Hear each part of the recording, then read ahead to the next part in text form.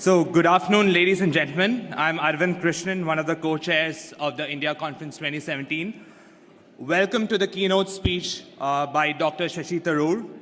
I have the immense privilege of introducing Dr. Tharoor, who really doesn't need any introduction. An eloquent orator, a best-selling author, an accomplished politician, and former international civil servant, Dr. Shashi Tharoor straddles several worlds of experience.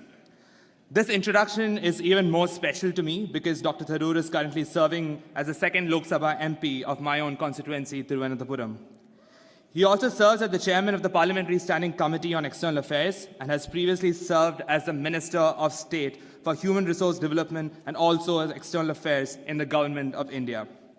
During his nearly 3-decade-long prior career at the United Nations, he served as a peacekeeper, refugee worker, and administrator at the highest levels, serving as Under-Secretary General.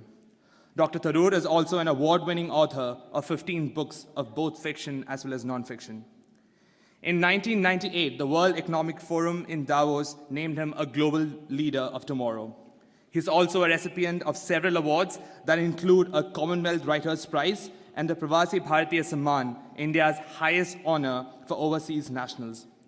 Among numerous other awards are one for New Age Politician of the Year from NDTV, the Hakim Khan Soor Award for National Integration, and the Priyadarshini Award for Excellence in Diplomacy. Dr. Shashi Tharoor was a pioneer in using social media as an instrument of political interaction and is one of India's most followed politicians on Twitter. Today, Dr. Tharoor will be speaking on the topic India in the post-globalization world. The last few years have seen the rise of nationalism and protectionism placing the trend of globalization under immense threat. India, with its enormous demographic dividend and ever-growing market, is poised to play a key role in this world.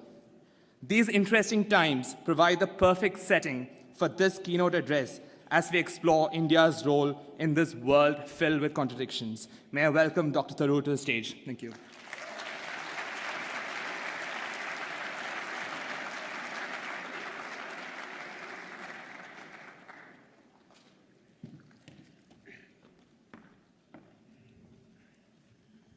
Thank you, Arvind, for that generous introduction, and great to see you all here. I must say that it's good to be back at Harvard after appearing in this same conference last year, but your weather is a welcome reminder of why I left in the first place. Anyway, glad some of you braved it. I realize the numbers are somewhat depleted from last year, but those of you who did make it, despite the weather and despite the lunch hour, very, very good to see you all. Last time I spoke about India's soft power in a globalizing world, and so to be here in Boston the year after talking about the post-globalizing world is a mark really of how much has changed and yet how much hasn't changed. I must say that there's clearly no escaping the forces that have today enveloped our world and that are threatening in some ways to unravel globalization as we speak. Now, this time I figured I should sort of follow good Harvard Business School norms and give you folks some takeaways from my lecture. So I thought about making a few specific points today to make it easier for you to remember what I've said or if I've said anything worth remembering. And that in turn reminded me as a history buff of President Woodrow Wilson, who famously announced 14 points to end the First World War. And when he announced his 14 points, the then French President Georges Clemenceau said, 14 points, even the good Lord only needed 10.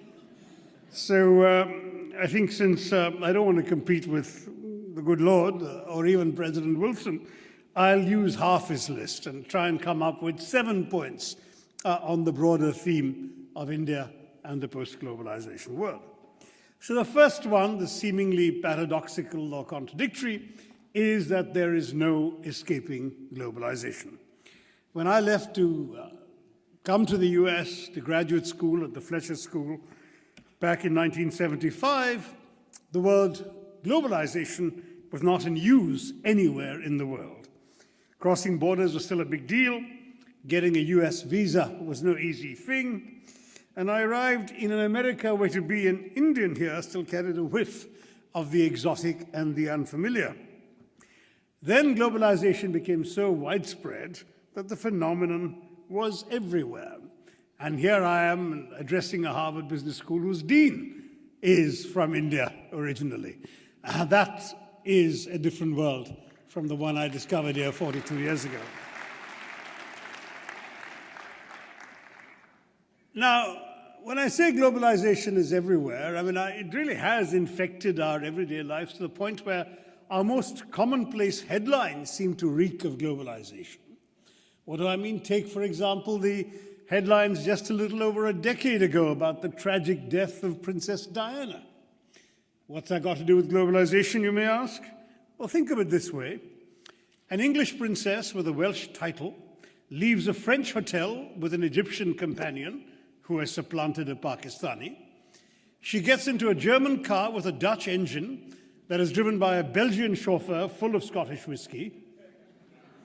They're then chased by Italian paparazzi on Japanese scooters and mobikes into a Swiss-built tunnel where they crash.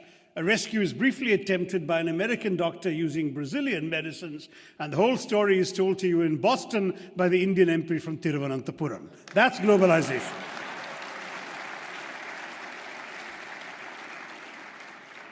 So it really is everywhere now, unlike 75. And it's impossible to avoid, so much so that it now animates movements of resistance to it. What does it mean, on the other hand, for a country like India, which was anything but globalized when I left it, and is very globalized today? What does it mean to be a young person, like most of you here in India? It can mean waking up to an alarm clock made in China, downing a cup of tea from leaves first planted by the British, donning jeans designed in America, and taking a Japanese scooter or a Korean car to an Indian university, where your essays may be written on a Taiwanese laptop assembled in Malaysia, while your textbooks are printed with German-invented technology on paper first pulped in Sweden.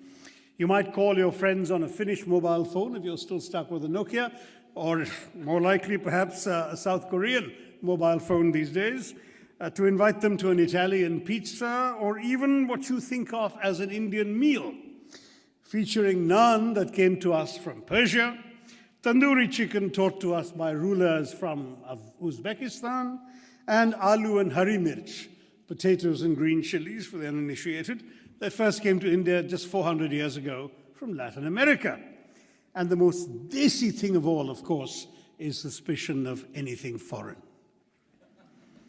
Now, in such a world, issues that once seemed far away are very much in your backyard. Precisely why, perhaps, today we see a push against globalization. After all, it's easier to control happenings in your backyard as opposed to events far away that still have a bearing on your life.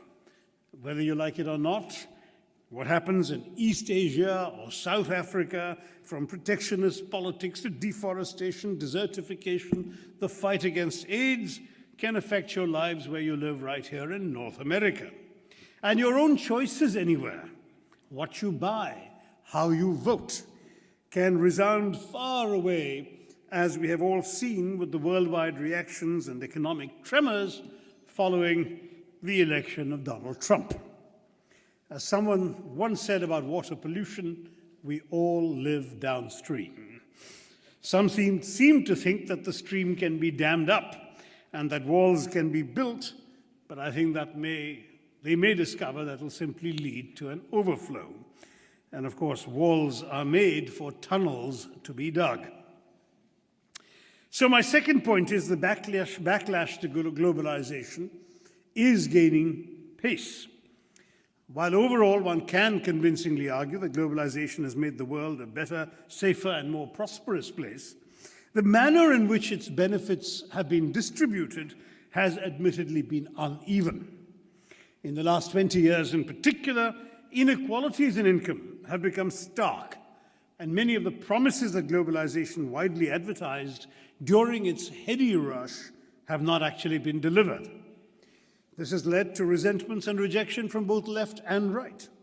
Here in the US alone, where the bottom 90%, or 99% as they say they are, have endured income stagnation for a third of a century, we have seen a backlash.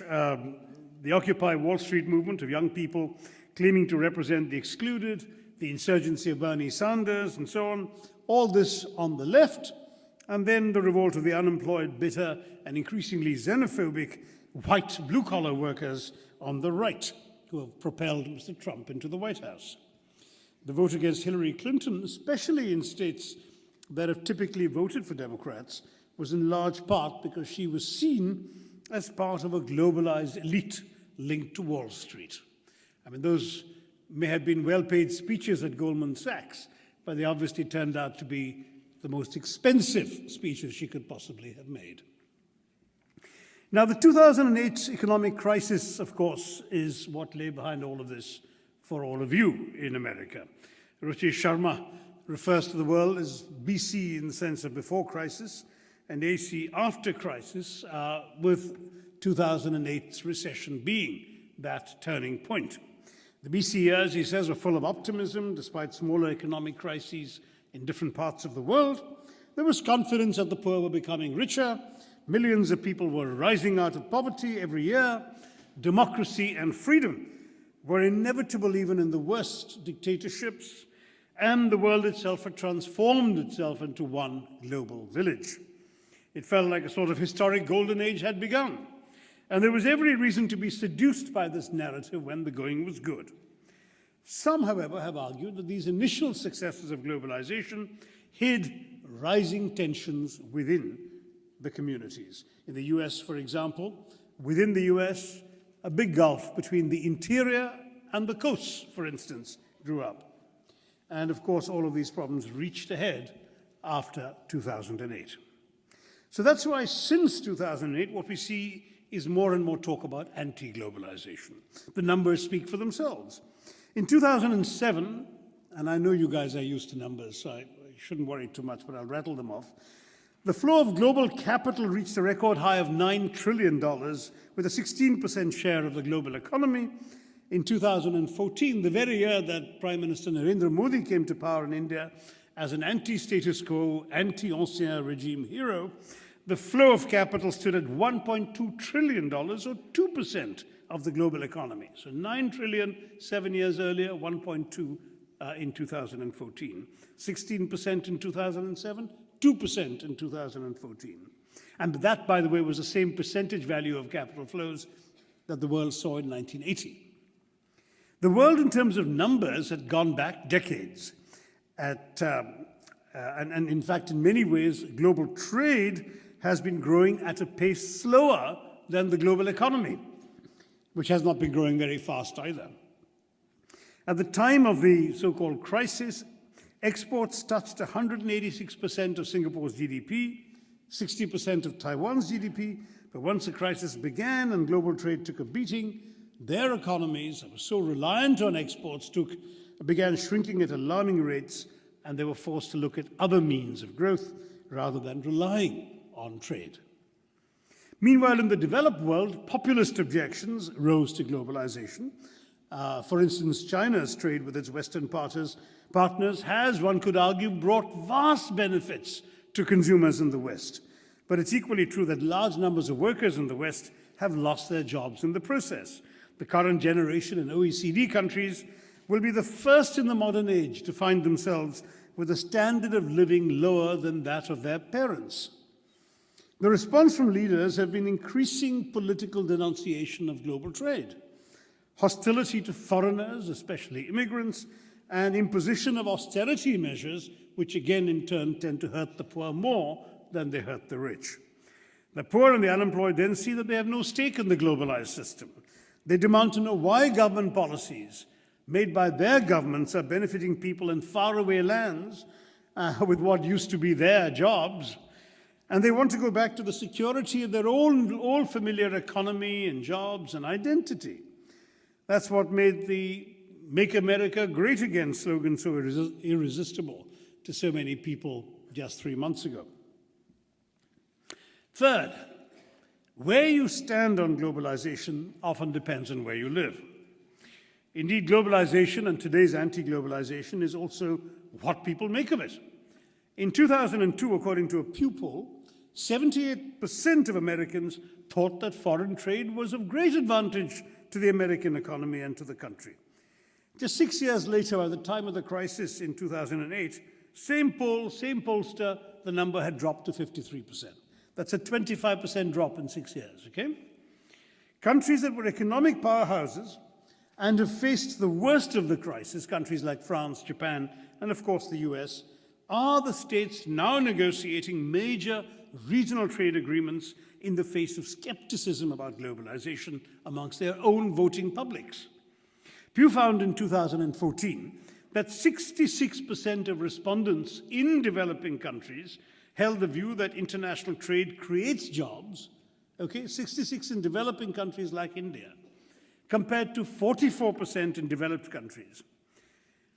25% in the developed world believes that trade raises wages, whereas 55% in the developing world say it does.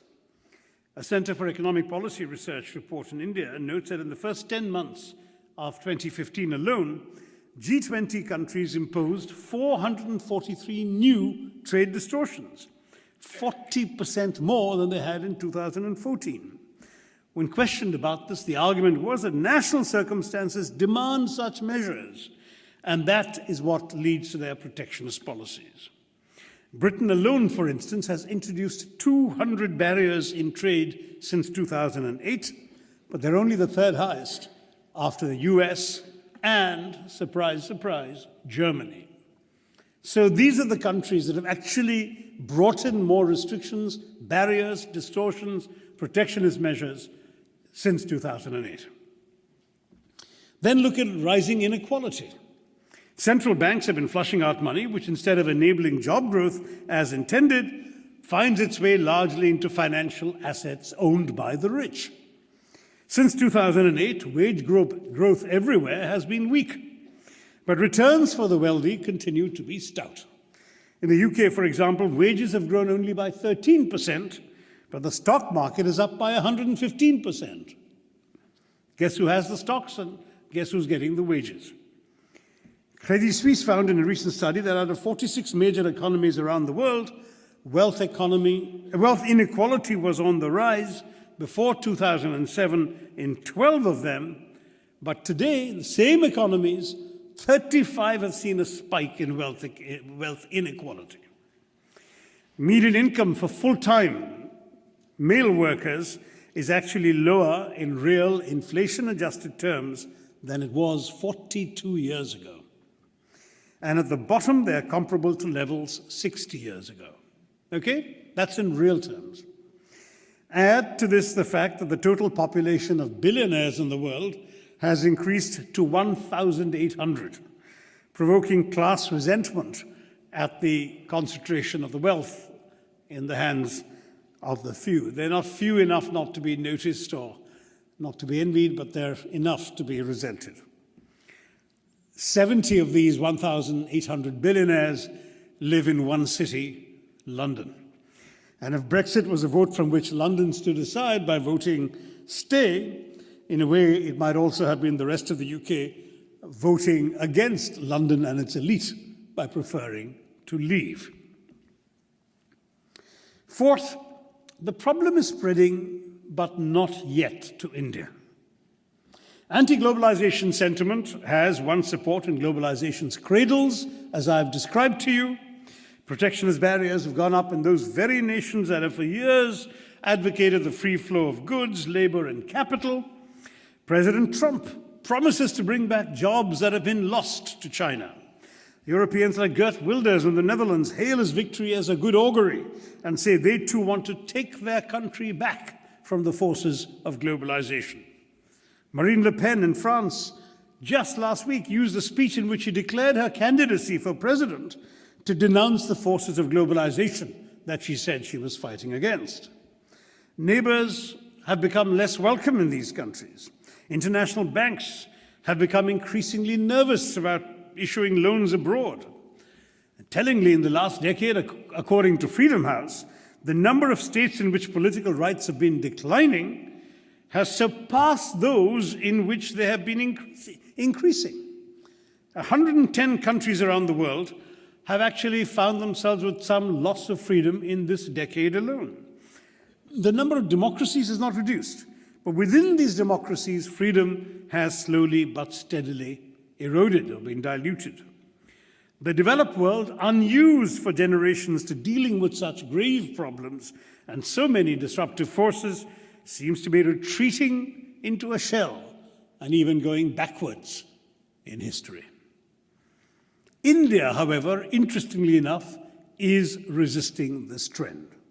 For all the nativism and religious chauvinism that his success has unleashed, Prime Minister Narendra Modi remains resolutely committed to globalism and free trade, and his government's new budget speaks of liberalizing foreign direct investment even further.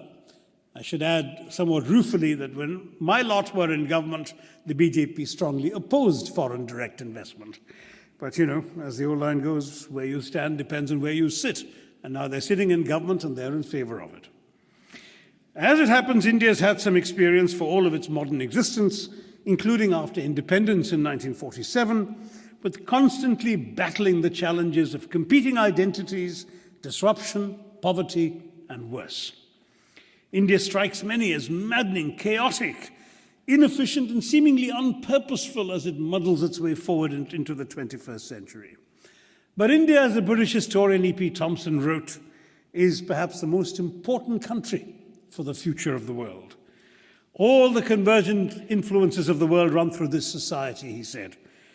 There is not a thought that is being taught in the West or the East that is not active in some Indian mind. Unquote. I'm glad a Brit said that and not an Indian. But the importance of India is nowhere more apparent today than in the discourse about the country's place and prospects in a trembling world economy. There are lessons from its past for the wider world at large, and proactive measures to be taken today so that we do not get left behind in a post-global universe. Which leads me to my fifth point, that India has made a paradigm shift in order to get here. 20 years ago, on the occasion of the 50th anniversary of India's independence, I wrote a book called India from Midnight to the Millennium. In it, I focused on India as a country standing on the cusp of several important debates facing the world at the beginning of the 21st century. One of the debates I discussed then was globalization versus self-reliance.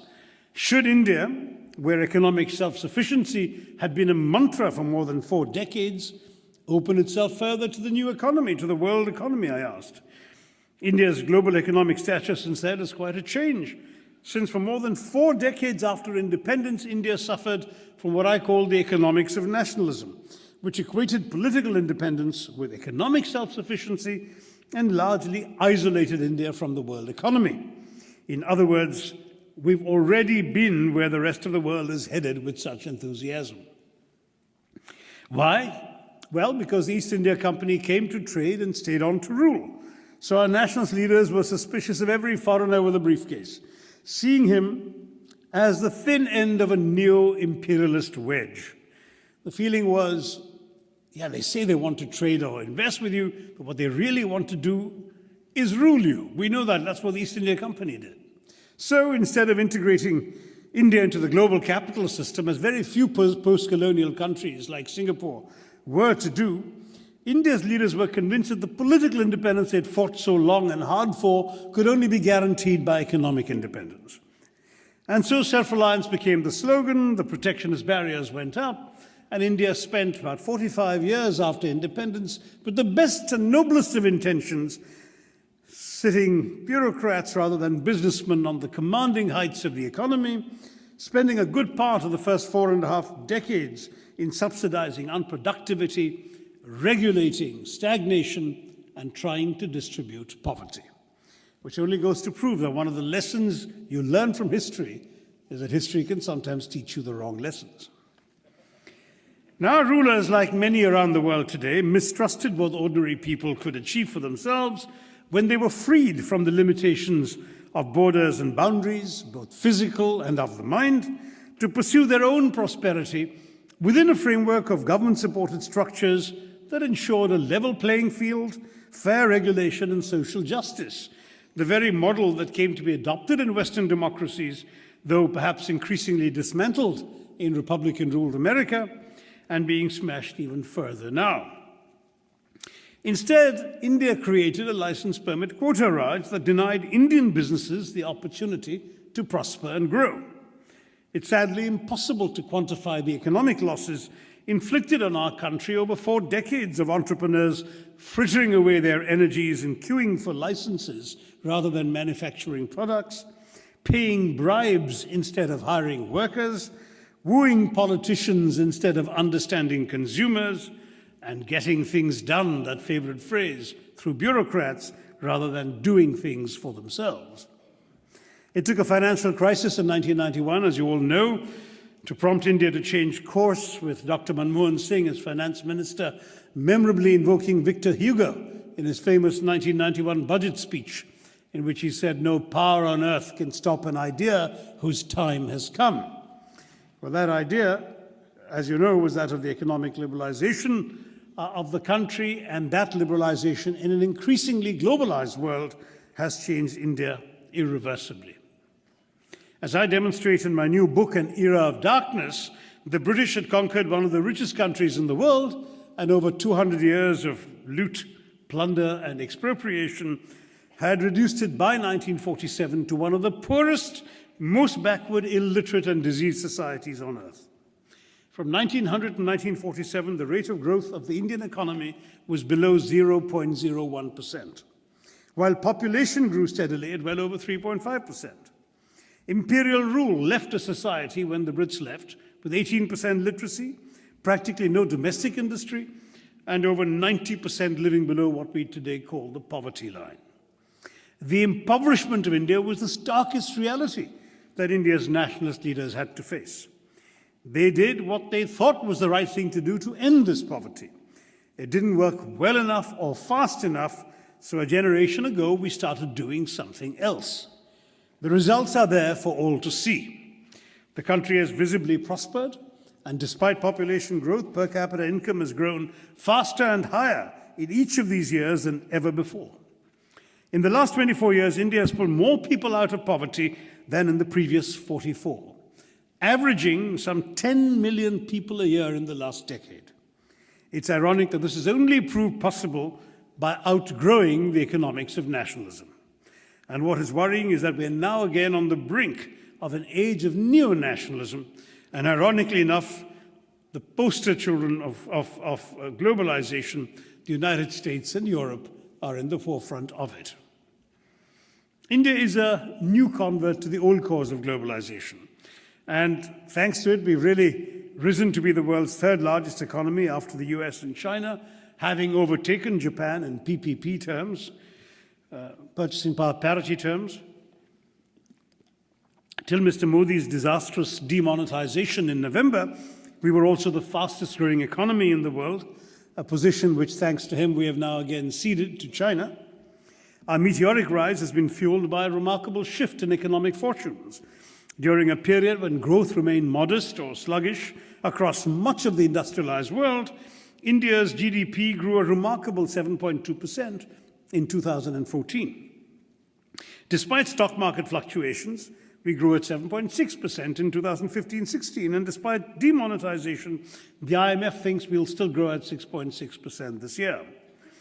A sustained 8% per annum growth looked possible at one time and could still be achieved in a few years, with the potential to transform the nation in 20 years, with per capita income then, if that happens, crossing the $10,000 mark.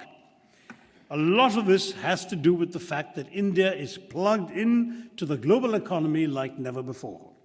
We are one of the most globalized economies on earth, and that's quite a paradigm shift. At the same time, we still play our own game.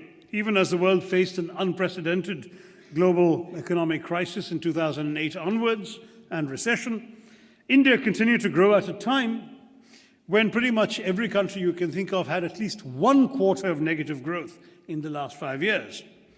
Many reasons have been attributed for India's success.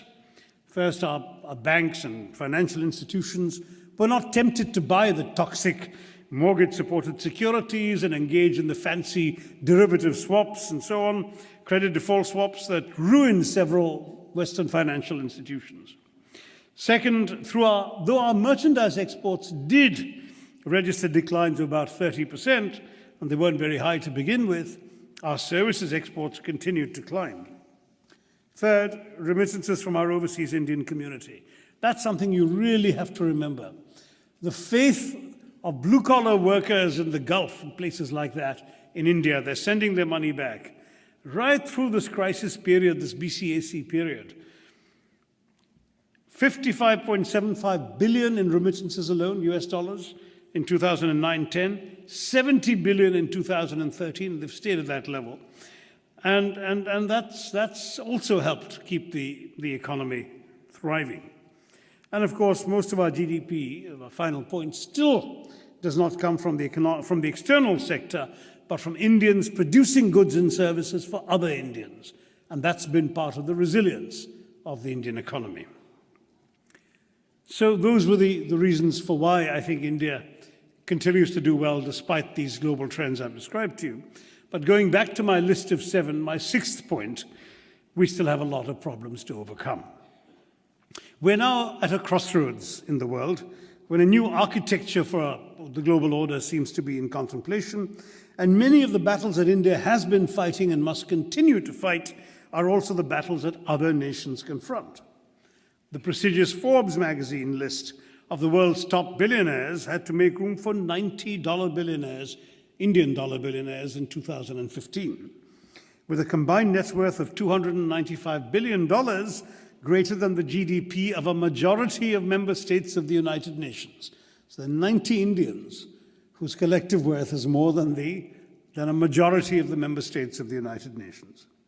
At the same time, we have 363 million people living below the poverty line. And it's not the UN or World Bank's poverty line of $1.25 a day, but the Indian poverty line, which in rural areas is calculated at 32 rupees or 50 cents a day.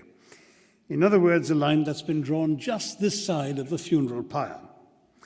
Globalization or post-globalization, this is our reality, and this is what we must address creatively, quickly, and securely. We've trained world-class scientists and engineers, but 431 million of our compatriots are still illiterate, and we also have more children who've never seen the inside of a school than any other country in the world does. We have a great demographic advantage in theory. 65% of the population is under 35, 50.1% is under 25, 287 million in the age group of 10 to 22, which means we should have a dynamic, youthful, productive workforce for the next 40 years, when the rest of the world, including China, is aging. And the average age in 2020 in Europe will be 46. In Japan, it'll be 47. Even in the US, it'll be 40. And if Mr. Trump keeps all the immigrants out, it could even be higher. In India, it'll be 29. So it could work, but we also have 4.3 million child laborers. 40% of the children in our government schools drop out by the 8th grade. We have 487 million people in our workforce, but more than 2/3 of our employers say they're struggling to find employable workers because our workers don't have the needed skills. In India, only 2.3% of the workforce has received training in formal skills, and that compares with 52% in the US, 68% in the UK, and a staggering 92 or 93% in Germany. So the system is potentially a huge, huge nightmare. A demographic disaster could await us instead of a demographic dividend. We celebrate India's IT triumphs, and so we should, but information technology has employed a grand total of 5 million Indians in India in the last 20 years, maybe a few more in this country, but 5 million in India, while 10 million people are entering the workforce each year. Many of our urban youth rightly say with confidence that their future will be better than their parents' past.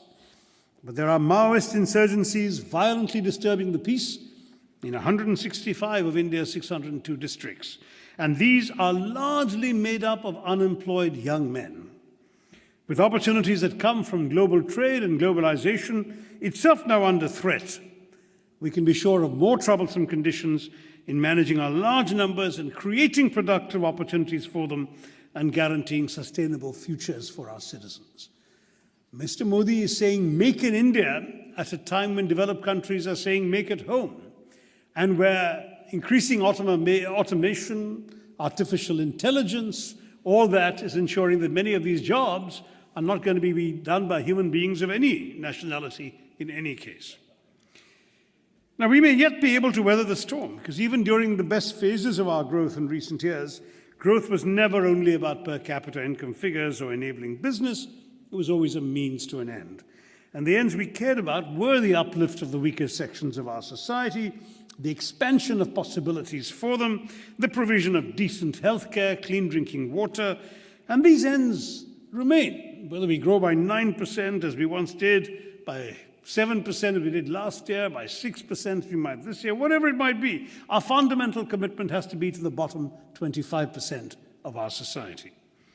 It was a failure to recognize this principle that today has the global world order in a state of chaos, so that the 25% left out of the changes of the last decades rebelled against a system, riding on the backs of strongmen and women whose principal qualification appears to be their ability to tap into discontent and outrage.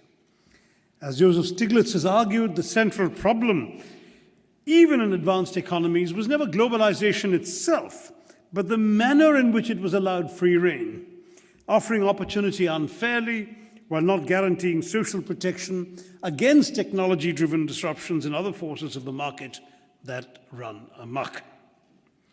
In India, on the contrary, though not with 100% success, I'll admit, efforts were made by the UPA government, of which I was a part, to create precisely those safety nets to help those left behind by globalization to weather disruption and to make it easier for them to build something new in a changing world.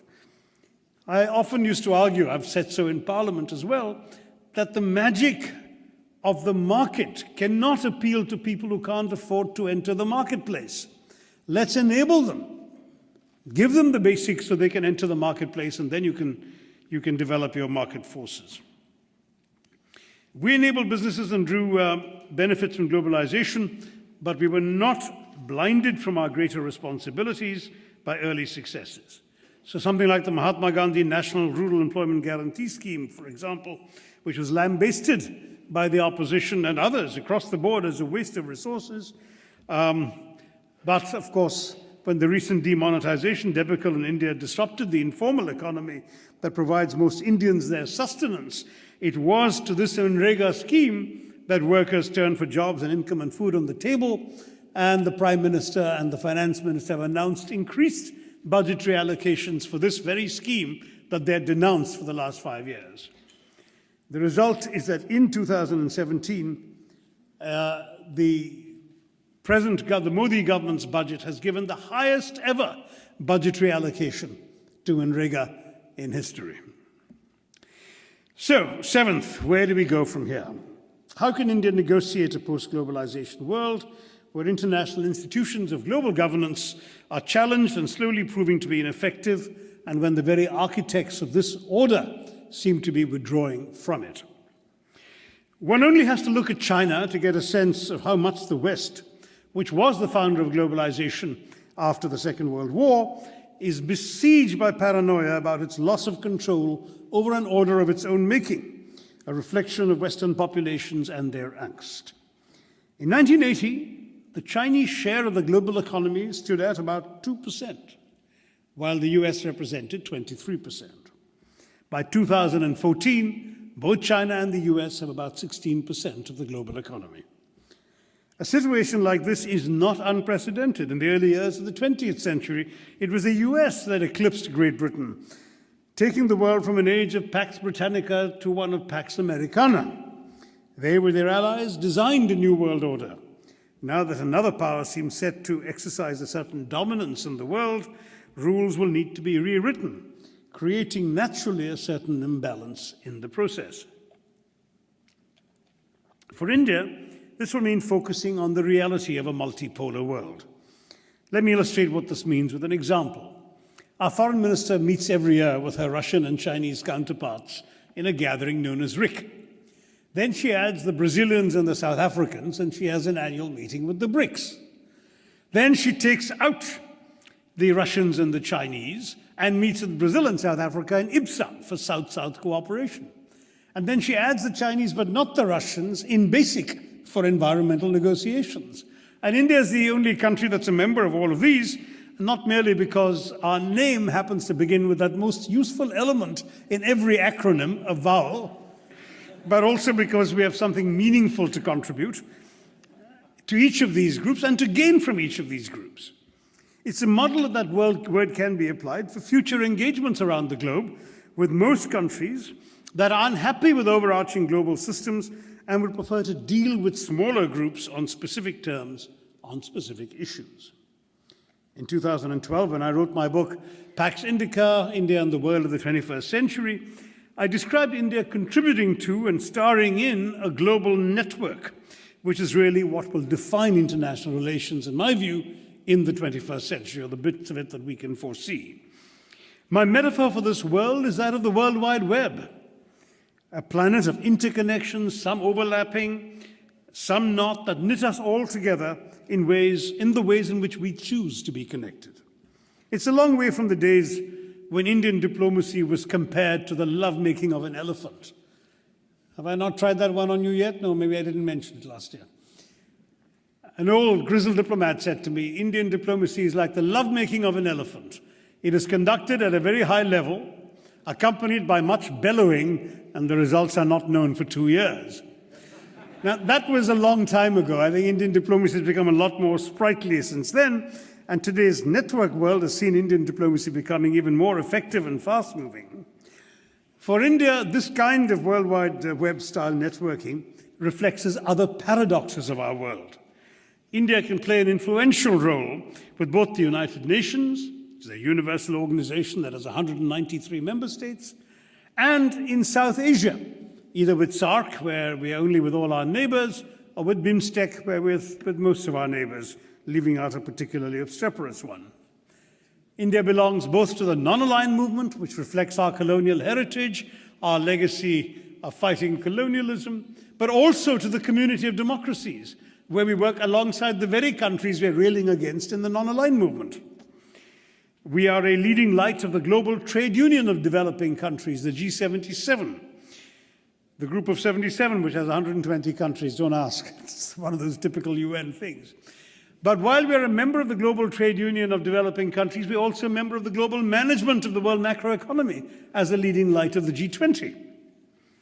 So we have the great ability to be in all these seemingly paradoxical institutional networks, pursuing different objectives with different allies and partners, and in each finding a valid purpose that suits us. That's why I suggested when I was briefly Minister of State for External Affairs that India had moved beyond non-alignment to what I called multi-alignment, though I must admit that the phrase hasn't caught on. But then I was only a Minister of State, and as I've explained in the past, being a Minister of State is rather like standing in a cemetery. There are lots of people under you, but nobody's listening.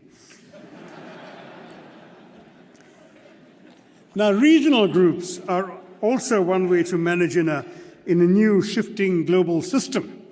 And the new form the global order will take may well be shaped by the East or the global South that cannot afford to retreat, unlike the West, which is still in a position of relative prosperity to seek Brexits and other exits from globalization.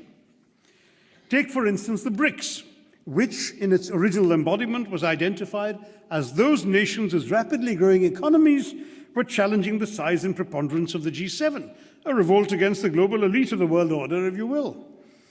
In the last 15 years, Brazil, Russia, and India have caught up with the smallest G7 economy, Italy, in terms of nominal GDP, while China has overtaken the second largest G7 economy, Japan, also in nominal terms.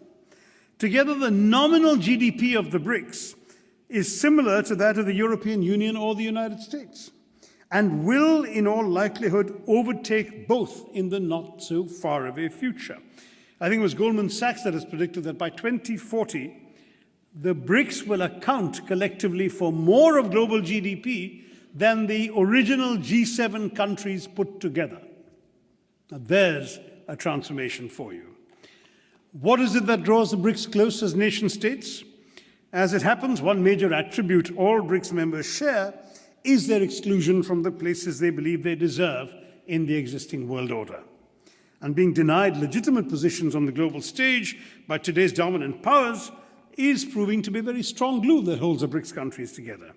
The BRICS Forum provides a platform for these non-OECD leaders to discuss global challenges and coordinate their actions both within and outside existing global institutions. The fact is that the share of world merchandise trade of the BRICS increased from 7% in 2001 to more than 17% last year after the crisis and the recession. It's not an exaggeration to argue that if they apply themselves, the new post-globalization world order could be designed by these countries on terms that are better than what was on offer earlier. It is an axiom of international affairs that you're either at the table or on the menu. India feels it has earned the right to be at the table. We've been for too long a rule taker in the global system, and the post-globalization world offers us the ability to become rule makers in the emerging world. Now, I'm going to cheat a bit and behave like an MBA. I promised you 7 points, so I'll give you an 8. Take it as your bonus. The post-globalization world is a time for affirming diversity.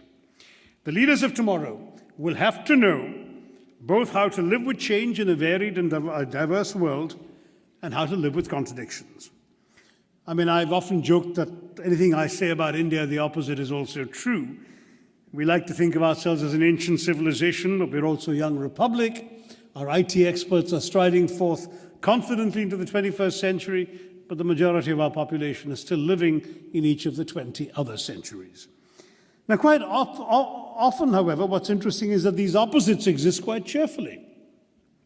One of my favorite images of India is from the Kumbh Mela, in which there is a classic photograph going around the internet of this Hindu sage, a naked holy man, right out of central casting, right? He's got matted hair, wispy beard, broken teeth, warts on his face. His bare torso is thin. He's got a Rudraksha mala and ash-smeared forehead, all of that stuff. And he's staring away into the distance, which in the old days would have been the classic picture of timeless otherworldliness. But in this photograph from the Kumbh Mela, this naked holy man is chatting away on a mobile phone. That is today's India. And that's you've got to learn to embrace the possibilities and the complications that represents.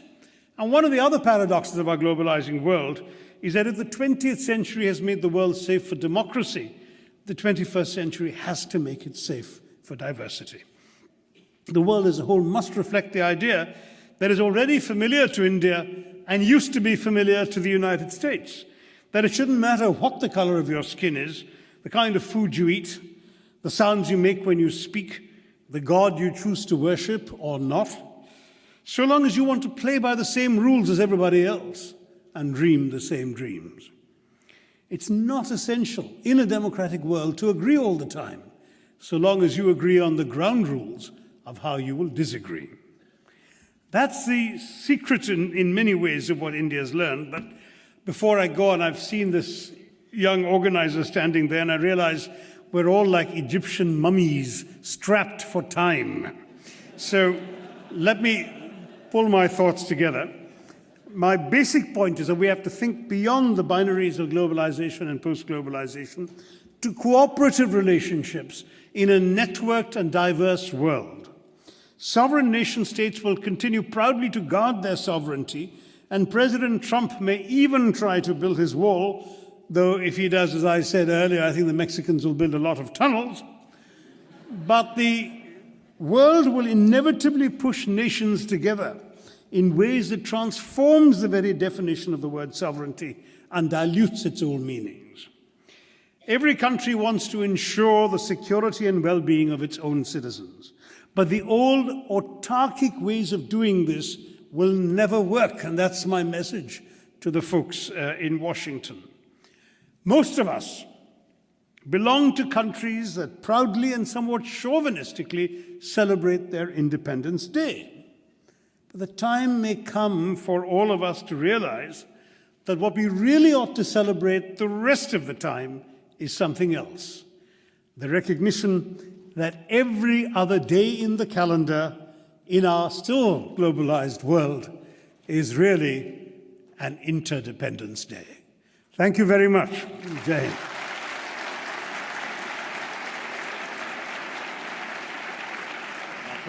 Thank you. I don't mind. If they're expecting questions, I'll take a couple, wrap it up. We began a good 10 minutes later, so we actually... So we have time only for 2 questions.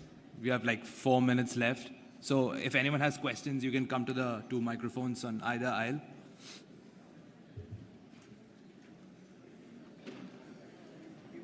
Go ahead. Each minute seems to count. The mic doesn't work, which is why they asked you to come to it, I guess. Louder, I'll repeat your question, yeah.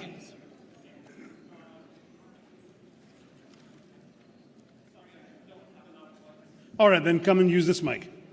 Come and join me, come on.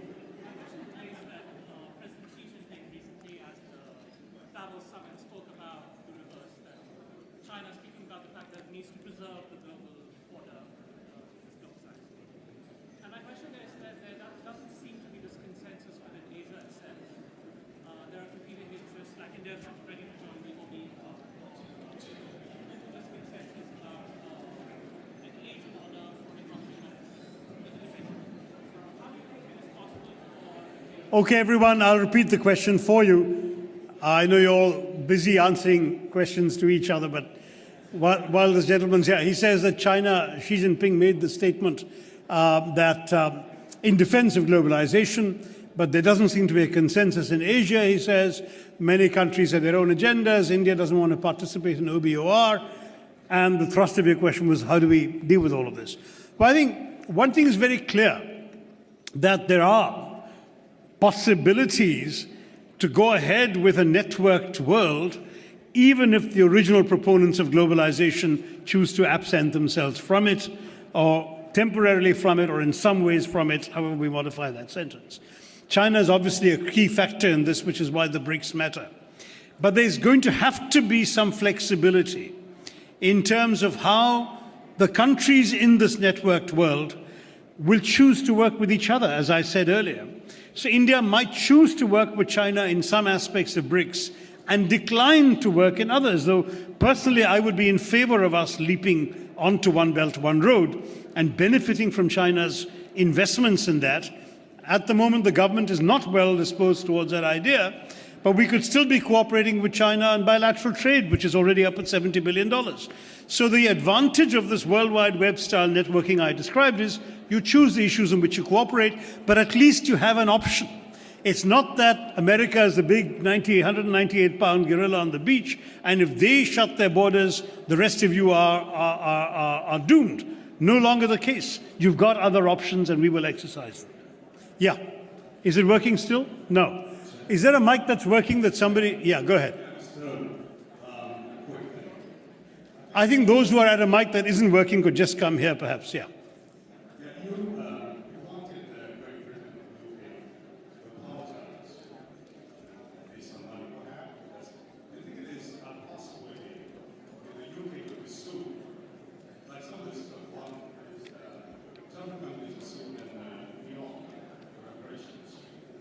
I don't think it's going to be worth doing, nor will it be a good way of maintaining our current diplomatic relations with them. To my mind, what we are looking for is atonement, and atonement has to come voluntarily. That is, that people should genuinely feel remorse themselves. And I think a gesture such as I've recommended, which is a British Prime Minister or a member of the royal family coming to Jallianwala Bagh at the centenary of that massacre, which is now just 2 years away, and apologizing there would be a terrific gesture that would be a far more significant source of atonement.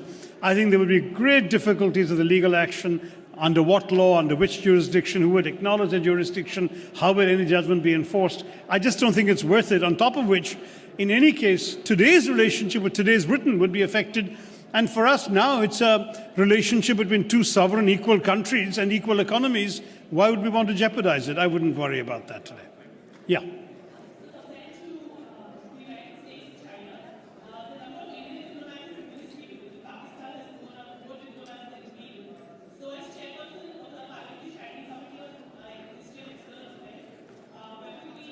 So we already have taken this issue up very strongly, and my committee has authored a report on the Foreign Service, including its numbers, its recruitment, its training, etc., which is up on the Lok Sabha website.